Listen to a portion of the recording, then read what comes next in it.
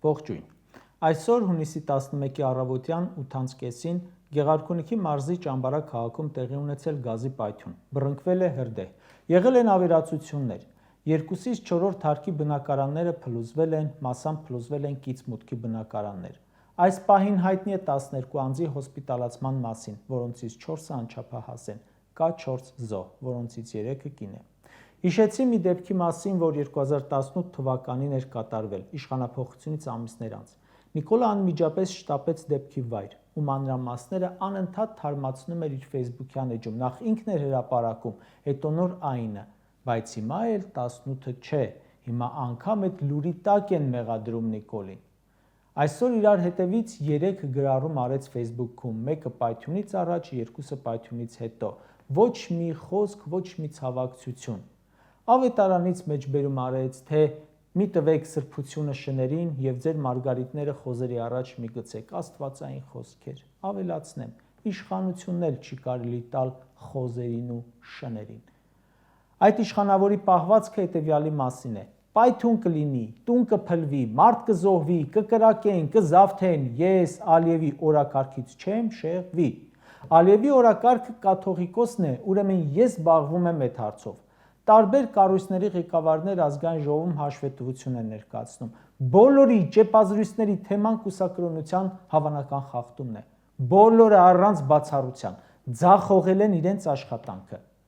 Ու ինչից են խոսում։ Ու զավեշտ է, որ այդ սաղ, որ պրավալ են տվել, համոզված են, որ իրենք պետք է մնան, բայց կաթողիկոսը պետք է գնե։ Դե որովհետև Ալիևն է ուզում, որ գնա։ Փաշազադեն է ուզում, մեկ էլ Փաշինյանը։ Մի քանի ակնհայտ ձախողման մասին խոսենք։ Սյունիքի մարզպետն ասում է, հունիսի 6-ին անչափահաս 2 տղաները Ադրբեջանի օկուպացրած տարածք չեն անցել, օկուպացրածը իմ բառն է, իհարկե, ԿՊԱ-կանի համար այն Ադրբեջան է։ Շփման գիծը չեն հատել, գերի չեն ընկել։ Իսկ ով էր ասում, որ հատել են շփման գիծը։ Ազգային անվտանգության ծառայությունը։ Ազգային անվտանգության ծառայությունը Նիկոլի օրոք ֆեյք կառույց է դարձել, իր չճշտված սուտ հայտարարությամբ սաղ երկիրը խառնեց իրար, որ ԱԱԾ տնօրենին հիմա հարց տաս կաթողիկոսի հեռացման փաշինյանական պահանջի մասին երկար բարակ հաստատ կխոսի, բայց իր ոլորտում խայտառակ ձախողում է։ Լավ, մինչև տղաների հայտնաբերվելը բոլորս գիտեինք, թե գերի են, որովհետև այդպես էր ասել ԱԱԾ-ն։ Պաշտպանության փոխնախարար Հրաչյա Սարգսյանին հարց են տալիս դեպքից, պատասխանում է տեղյակ չեմ, ժողովուրդ ջան։ Պաշտպանության փոխնախարարը ասում է չեմ տիրապետում իրավիճակին։ Որ իրեն հարցնեք ՊՆ-ում ինչ ես աշխատում, դա էլ չկարողանա պատասխանել, ինչպես որ չէր կարողանում նշանակվելուց օրեր ու անգամ ամիսներ անց, որովհետև ՊՆ-ում եւս բարդակ է, ինչպես որ սատանա բռնող ԱԱԾ-ում։ Իսկ քննչական կոմիտեում բարդակ չէ, այդ կոմիտեի հափշտակած $590,000 էլ կոմիտեից են հափշտակում, ու քննչական կոմիտեի նախագահ Արթուր Պողոսյանը ոգևորված ներկայացնում է, թե ինչքան լավ են աշխատել։ Երբ քննչական կոմիտեից գումար են գողանում, դա նույնն է, որ ասենք զորամասից գողանան դրոշը։ Իսկ էկոնոմիկայի նախարարությունում, պետական եկամուտների կոմիտեում բարդակ չէ, ՊԵԿ-ի երեկվա հայտարարությունը կառավարության վախճանի մասին էր։ Հայկական բեռնատարները կուտակված են Վրաստանում, չեն թողնում հատել սահմանը, ստուգումներ են անում անհարկի, կոնյակագործները սննկանում են, ակցիաներ են անում, աշխատատեղեր են կրճատում։ Պետեկամուտների կոմիտեն ինչ է ասում։ Ասում է, քանի որ խնդիրը չի լուծվում, բեռնատարները կուտակվում են, ուրեմն չենք թողնելու այդ բեռնատարները Հայաստանից դուրս գան։ Սա Հայաստանի կառավարության խնդիրները լուծելու ձևն է փաստորեն։ Էկոնոմիկայի նախարարը մեծ խոսում էր, խոստանում էր Վրաստան գնալ կարգավորել, բայց ինչի չգնաց, թե չընդունեցին։ Նիկոլը Վրաստանի վարչապետին փաթաթվում է հենց հանդիպում է։ Արտահանողի խնդիրը լուծիր, փաթաթվելը ջանդամը լինի։ Հայաստանի բեռնատարների տարանցման խնդիրը սրանք լուծելը տեսան բեռնատարների ելքը արգելելու մեջ։ Կոնյակագործներ ջան, ձեր կոնյակները ինքներդ էլ բացեք խմեք։ Ես նման հաղորդագրություն չեմ հիշում իմ լրագրողական գործունեության ամբողջ ընթացքում։ Վախենան վաղն էլ ասեն, քանի որ չենք կարողանում արտահանման հարցը լուծել, քանդեք խաղողի այգիները։ Այն օր իմացանք արդեն ծաղիկների հետ են պրոբլեմ ստեղծում, քանդեք ջերմոցները, վաղը կոչ կանեն կտրել ծիրանի ու մյուս այգիները, այն որ ասում են գլխացավը բուժում են գլուխը կտրելով, այս սրանցն է։ Ժողովուրդ ջան, այստեղ շատ ավելի իհարկե մեծ վտանգ էլ կա։ Հարևան, բարեկամ, եղբայրական երկրի տարածքով, որ չեն կարողանում կոնյակ ու ծաղիկ տարանցել, ինչ եք կարծում, անհրաժեշտության դեպքում զենք կկարողանան սրանք Վրաստանով տեղափոխել Հայաստան։ Չեն կարողանա, ինչպես որ ըստ հրապարակված տեղեկությունների չեն կարողացել պատերազմի ամբողջ ընթացքում, եւ սա բարդակի արդյունք է։ Մեկ այլ կատարյալ բարդակ է ներքին գործերի նախարարությունը։ Հայաստանը, մինչև սրանց գալը, համարվել է աշխարհի ամենաանվտանգ երկրներից մեկը։ Այս պահին նկատի ունեմ ներքին անվտանգությունը։ Այսօր սակայն Հայաստանում մարդը շատ ավելի անպաշտպան է, քան Մեքսիկայում ու Սիցիլիայում։ Կարող եք դուրս գաս զբոսանքի ու մի պատահական գյուլա գա կպնի։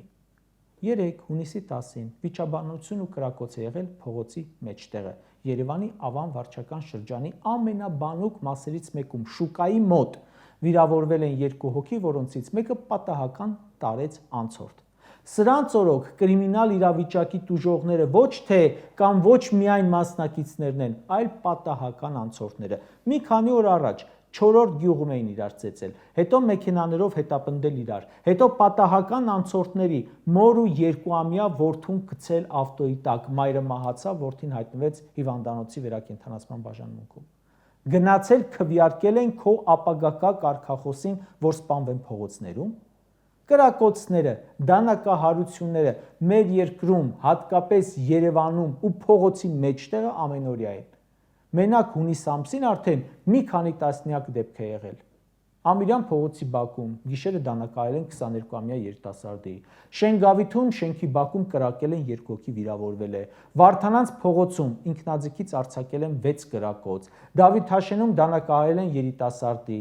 8-րդ դասարանի աշակերտը էլի Երևանում կրակել է դպրոցի պատուհանների վրա։ Արզնիում դանակահարված երիտասարդին տեղափոխել են հիվանդանոց եւ այլն։ Կրկնում եմ, Նիկոլ Փաշինյանի օրոք հանցագործությունները բազմապատկվել են։ Գողությունները, հատկապես մեքենաների թալանը, սպանությունները, կրակոցները, թմրաշրջանառությունը սաղաճել է թվերը։ Ու զավեշտը գիտեք որն է։ Այս բարդակի մեղավորներից մեկը ոստիկանապետ փոխնախարար Արամ Հովհաննիսյանը աշխատանքից ազատվում է ոչ թե հանցագործությունների շատացման պատճառով, ոչ թե բեսպրեդելի պատճառով, այլ տիկին նախարարի հետ ինչ-որ կոնֆլիկտ ունենալու պատճառով։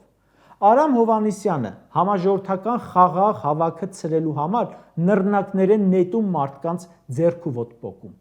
Չի ազատվում աշխատանքից։ Արամ Հովհաննիսյանը ցրում է արևմտամետների 20 հոգանոց հակառուսական ակցիան, այն էլ շատ քնքուշ ձևով 2 օր անց ազատվում է աշխատանքից։ Ում են նշանակում նրա տեղը քրեական հեղինակության հորեղբոր տղուն։ Մալադեց քեզ Տիկին Սարգսյան, գաստուր, թե բա նշանակվել է ոստիկանությունը բարեփոխելու համար։ Հաբա։ 3 քաղաքացիական պայմանագիր են նիստի արել, քաղաքական հարցեր են քննարկել, հանցագործությունների, դժբախտ պատահարների, արտահանման ու այս թվարկածս բաների մասին խոսել են։ Ոչ, վստահ եմ, ոչ, մտքներով էլ չի անցել։ Ավելի շուտ ուղիղ կապով քննարկել են Ադրբեջանի հետ մայրաթոռի նկատմամբ գրոհը։ Սրանց նպատակը իրենց բարիքների պահպանումն է, ժողովուրդ։ Արդեն հաստատված է, որ Նիկոլենք երբեք էլ ոչ երկրի մասին են մտածել, ոչ ժողովրդի մասին են մտածել։ Մտածել ու երազել են այն մասին, որ կառավարության շենքում ոչ թե նստած լինի ՀՀԿ-ն, այլ ՔՊ-ն, ոչ թե լինի Սերժ, այլ լինի Նիկոլ։ Ունենան իրենց սեփական օլիգարխները, պետբյուջեն լինի իրենց սեփական գրպանը, չուլաններից տեղափոխվեն առանձնատներ։ Երազել են բարիքների մասին ու եկել տիրացել են։ Այս խնդիրները այն ժամանակ էլ կային, մի քիչ ավելի պակաս արտահայտված, ու իշխանությունը նույն կերպ էր արձագանքում։ Ու հետաքրքիր է, դու պետք է 2026 թվին գնաս քարոզարշավի, ասես մեզ ընտրեք, որ ինչ լինի։ Արտահանողի ճամփեն, որ բացես, հանցագործությունների դեմն առնես, ճամփիդ վրա ավտոյիդ անիվների տակ մարդ չես լղճի, արտահանողը խնդիր չի ունենա, թե ասենք Շուշի ու Հադրութ հետ կբերես։ Կարճ ասած, ինչ կատարվում է մեր երկրում, Ժողովուրդ ջան, ուրիշ բնորոշում չունի, քան ոլորտ առ ոլորտ ապամոնտաժել, քանդելով գնալ։ Որ ոլորտին կպնում են, քանդում են։ ԱԳՆ-ին կպան, դաշնակիցներից երկիր չմնաց, ՊՆ-ին կպան, բանակ չմնաց, տարածքային կառավարմանը կպան, սահմանամերձ գյուղեր են հանձնում, ոստիկանությունը կպան, հանցագործությունների կրկնապատկվեցին, խեղդում են արդեն մարդկանց, հերթով քանդելով գնացել են։ Շատ դժվար է պատկերացնել անգամ քանդածի մասշտաբները ու նաև թե ինչ անմարդկային ջանքեր են պետք վերականգնելու համար։